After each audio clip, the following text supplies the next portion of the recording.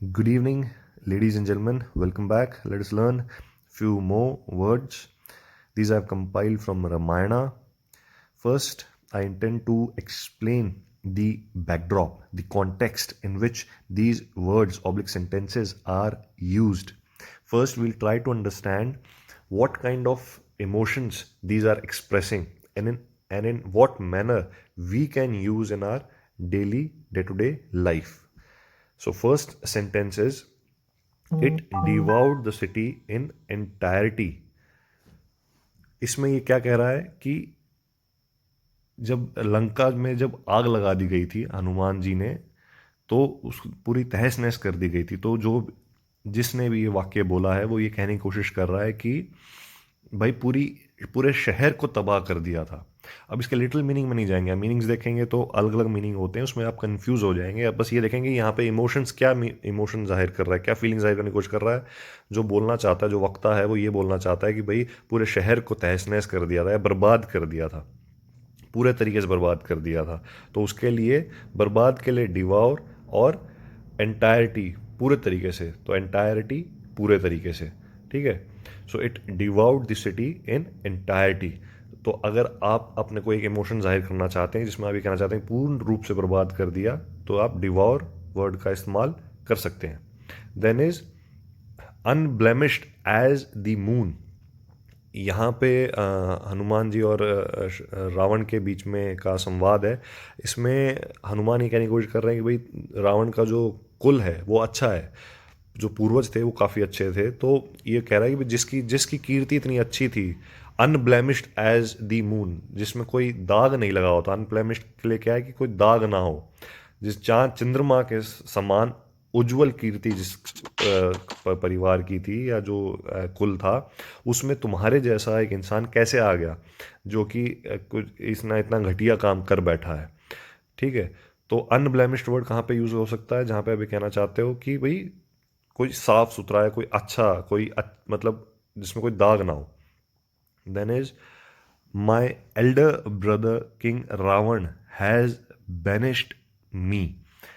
तो ये यहाँ पे क्या अपनी ये बताने की कोशिश कर रहे हैं कि भाई रावण ने मुझे निकाल दिया, ठीक है। हैज़ बैनिश्ड मी, तो बैनिश्ड वर्ड किस इमोशन को जाहिर करने के लिए इस्तेमाल हो रहा है यहाँ पे कि मुझे निकाल दिया है या अपने से अलग कर दिया, मतलब निकाल के जैसे बेटर है कि त्याग दिया, कि मुझे त्याग दिया है। Then is we wagered with the sages dwelling on mount Kailash.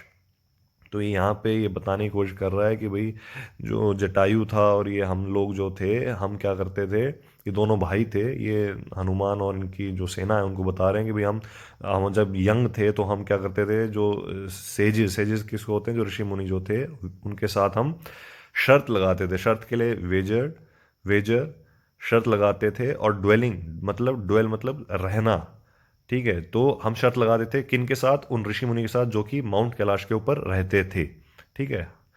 तो ड्वेलिंग रहते थे, वेजर शर्त। Then is this is how you deluded Sugriva to.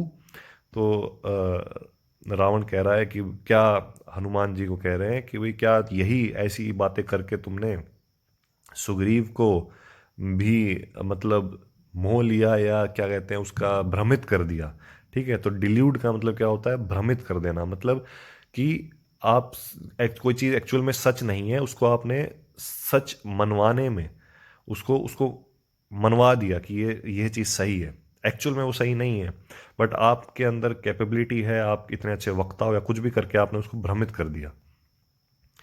Then is are you the one who wreaked such havoc in Ashoka grove. तो यहाँ पे ragged और havoc के लिए मैंने किया है, ये ज़्यादातर रेग्ड और हैवोक इकट्ठा यूज़ होता है। हैवोक का मतलब होता है जब आप किसी चीज़ को डिस्ट्रॉय कर दें, वो ऐसा इमोशन बताना चाहते हो कि कोई चीज़ डिस्ट्रॉय कर दी है, तो उसके लिए हैवोक वर्ड इस्तेमाल किया जाता है। रेग्ड हैवोक इकट्ठा यूज़ होता है कि आपने पूर्ण रूप से तहस नहस कर दिया, ठीक है। तो ये यहाँ पे कहने की कोशिश कर रहा है क्या तुम ही हो वो जिसने अशोका ग्रोव जो है, जो कि उसकी जो वो थी, उसको तहस नहस कर दिया है। Then is I have come to answer this fevered boast. तो फीवर्ड मतलब हाई इंटेंसिटी, फीवर किसके लिए होता है, जहाँ पे कोई हाई इंटेंसिटी में कोई चीज़ हो रही हो। और बोस्ट मतलब जब आप अपना बखान कर रहे होते हो, जब आप अपनी बड़ी बड़ी बातें करते हो, तो ये क्या कह रहा है कि भाई मैं उत्तर देने आया हूँ, आंसर क्या उत्तर देने आया हूँ किस चीज़ का, तो तुम्हारी फीवर्ड बोस्ट है। वो क्या कर रहा था, वो अपनी बड़ी बड़ी बातें कर रहा था कि भाई मैं ये कर दूंगा, मैं वो कर दूंगा, मैं तो मार दूंगा, मैं ये कर दूंगा, मैं चैलेंज कर रहा था। ठीक है, दोनों भाइयों को, श्री राम को, लक्ष्मण को। तो ये कह रहा था मैं आया हूँ तुम्हारी जो चैलेंज है, तुम्हारा जो बड़ी बड़ी बातें कर रहे हो उसको उत्तर देने के लिए। Then is in days of yore, तो आपस में बैठे हैं, आपस में बात कर रहे होंगे कि भाई इन डेज ऑफ योर, योर मतलब किस लिए होता है, प्राचीन काल में। तो कहीं पे भी आप ऐसा इमोशन हो, जैसे कई बार बैठे बैठे बोल देते हैं यार पुराने ज़माने में ऐसा होता था, पहले ऐसा होता था, उस टाइम पे ऐसा होता था, पहले की बातें ऐसी होती थी। तो उसके लिए आप कर सकते हो योर शब्द का इस्तेमाल कर सकते हो कि in the days of your, जो उस समय पुराने प्राचीन काल में ऐसे होता था या ऐसी चीज़ें की जाती थी। जो भी हम बैठे बैठे कई बार बोल देते हैं कि भाई हाँ पहले ऐसे होता था, तो पहले ऐसे होता था, वो उस टाइम के लिए योर वर्ड है। Then is we have got out of a hole to fall into an abyss. तो ये पूरा का पूरा सेंटेंस भी इस्तेमाल किया जा सकता है। ये पूरा का पूरा सेंटेंस इस्तेमाल किया जाता है उस एक्सप्रेशन को, उस इमोशन को जाहिर करने के लिए, जहाँ पे आप ये कहना चाहते हैं कि भाई आप एक कम मुसीबत से निकल के एक बड़ी मुसीबत में फंस गए हैं। ठीक है, तो उसके लिए वर्ड्स क्या यूज़ हुए हैं, होल और एबिस। मतलब आप क्या है, एक गड्ढे से निकल के खाई में फंस गए हैं। ठीक है, we have got out of a hole, hole से निकले, और एबिस खाई में गिर गए। एबिस किसके लिए होता है, जिसका कोई तल नहीं दिख रहा है, गड्ढा है, इतना गहरा गड्ढा है, इसका कोई तल ना दिख रहा, कोई नज़र नज़र ना आ रहा हो। तो ये क्या होता है, एक मुसीबत में फंस गए थे, वहाँ पे इनको फिर भी फ़ायदा मिला। वहाँ से जब निकले उस गुफा से, तो ऐसी जगह आ गए जहाँ पे दूसरी तरफ समुंदर था। ठीक है, ना कुछ खाने को ना और कोई चीज़। तो बोले then is soon I will fathom the skill and strength of the demons. Fathom word के लिए मैंने ये डाला है, तो यहाँ पे हनुमान जी के क्या कहने की कोशिश कर रहे हैं कि मैं जल्द ही, सून जल्द ही, मैं क्या कर लूँगा, मैं जान जाऊँगा, मैं समझ लूँगा कि इनकी ताकत क्या है, इनकी स्किल, उनकी स्ट्रेंथ ऑफ द डीमंस, जो ये राक्षस है, इनकी ये किस तरीके से काम करते हैं, इनकी स्ट्रेंथ क्या है, इनकी वीकनेस क्या है, इनकी जो कला है, इनकी शस्त्र कला कह लो या और कोई भी, जिस तरीके से ये लोग रहते हैं, वो मैं पता लगा लूँगा। तो फैदम किसके लिए वर्ड यूज़ होता है कि मैं समझ लूँगा, अंडरस्टैंड कर लूँगा, या मैं जब किसी आप ये ऐसा भाव प्रकट करना चाह रहे हो जिसमें आप ये कहना चाह रहे हो कि मैं इस चीज़ को समझ जाऊँगा या समझ सकता हूँ, तो समझ के लिए fathom. Then is there is no doubt all his actions bespeak the enemy. तो बी स्पीक यहाँ पे क्या इमोशन जाहिर कर रहा है कि इसमें कोई संशय नहीं है, कोई डाउट नहीं है कि भाई उसकी जो भी हरकतें हैं वो क्या है, एक दुश्मन के तौर पे बताती हैं, उसको नजर नज़र दुश्मन का की तरफ इशारा करती हैं। तो बी स्पीक क्या है कि इशारा करना, कि बतलाती हैं दुश्मन की तरफ की हरकतें जैसी होती हैं, उस टाइप की हरकतें हैं। तो बीस भी किस क्या इमोशन के लिए, किसी की तरफ बतलाती हैं, इशारा करती हैं और इशारा करती हैं। Then Lakshman was born into the skies. तो ये क्या कहते हैं भी, जब हनुमान जी लक्ष्मण को लेके ऊपर चले गए, तो ऊपर मतलब आकाश में लेके चले गए, तो ये वक्ता वो कह रहे कोशिश कर रहा है कि भाई तब लक्ष्मण को क्या हुआ, आसमान में उठा लिया, उठा के लेके चले गए। Then is now is the most propitious time to use your powers. तो ये कहने की कोशिश कर रहे हैं हनुमान को कि भाई ये बहुत ही अच्छा समय है, एक फ़ायदेमंद समय है, जहाँ पे आप बहुत ही एक कुशल, मतलब एक ऐसा समय है जहाँ पे आपका फ़ायदा हो सकता है अपनी ताकत को इस्तेमाल करने का।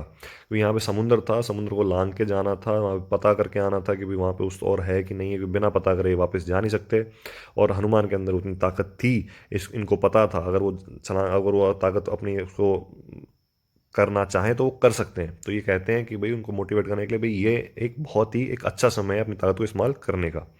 Then is O king one who deceitfully assumes a mendicant's form. जब रावण अपनी बड़ी बड़ी बातें कर रहा था, तो हनुमान ही कहते हैं कि भाई अच्छा हाँ वो राजा, मतलब O king one who deceitfully, वो जो कि डिसीटफुली छल से एज्यूम करता है कि मेंडिकेंट, मेंडिकेंट किसके लिए होता है, जो कि भिक्षक, भिक्षक का रूप इख्तियार कर लेता है। क्या वो राजा जो कि छल से एक मेंडिकेंट का रूप इख्तियार कर लेता है। Assumes a mendicant's form, form किसके लिए, रूप, एज्यूम इख्तियार, मेंडिकेंट आपका भिक्षक, तो भिक्षक का रूप इख्तियार कर लेता है छल से, तो छल के लिए डिसीट और एज्यूम के लिए इख्तियार कर लेता है फॉर्म, रूप, और मेंडिकेंट उसका क्या हो गया आपका भिक्षक। ठीक है, तो इन सभी इमोशंस को जाहिर करने के लिए आप ये इन चारों वर्ड का इस्तेमाल कर सकते हैं। Then is I have always wished you well with no guile in my heart, मैंने हमेशा तुम्हारे लिए भला ही सोचा है बिना किसी छल के, दिल में बिना किसी छल के, गाइल क्या है, बिना किसी छल कपट के, मतलब मेरे दिल में कोई ऐसी कोई गलत बात नहीं है तुम्हारे लिए, कभी नहीं थी, और मैंने हमेशा तुम्हारे लिए अच्छा ही चाहा है। ठीक है, तो कहीं भी आप ऐसे कोई इमोशन जाहिर करना चाहते हो, आप ये कहना चाहते हो कि भाई मैंने हमेशा तुम्हारा अच्छा ही चाहा है, मेरे दिल में कोई भी छल कपट नहीं है, मैंने कोई, मेरे दिल में कुछ बैर नहीं है, कुछ गलत बात नहीं है, तो विद नो गाइल, गाइल।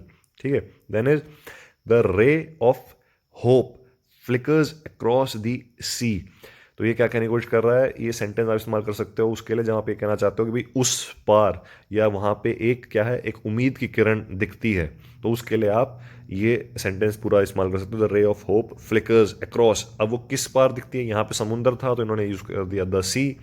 अगर आप कुछ और इस्तेमाल करना चाहते हो कि भाई ये वीक एंड पे, या भाई ये जब क्लास ख़त्म हो जाएगी, या भाई जब ये इस दूसरे शहर में, कि भाई बॉम्बे शहर में एक उम्मीद की किरण दिखती है, तो आप वहाँ पे उस वर्ड का इस्तेमाल, उस जगह का इस्तेमाल कर सकते हैं। Then is why does the name rouse suspicion, कि भाई ये जो नाम है इससे मुझे, मेरे मन में कोई शंका क्यों जाहिर हो, उग रही, मतलब एक आ रही है, पैदा हो रही है, तो राउस किसके लिए, पैदा होना, सस्पिशन शंका, तो मेरे मन में ये नाम सुन के इस एक शंका क्यों पैदा उत्पन्न हो रही है, कोई नाम इनके सामने आया है उसके कारण अभी ये कह रहे हैं कि भाई, तो कहीं पे भी आप ऐसा कहना चाहते हो कि भाई इस चीज़ से मेरे मन में एक शंका पैदा हो रही है, तो वहाँ पे आप ये राउज और सस्पिशन वर्ड को आप डाल सकते हैं कि भाई दिस इज, मतलब why I am having this is creating suspicion in me.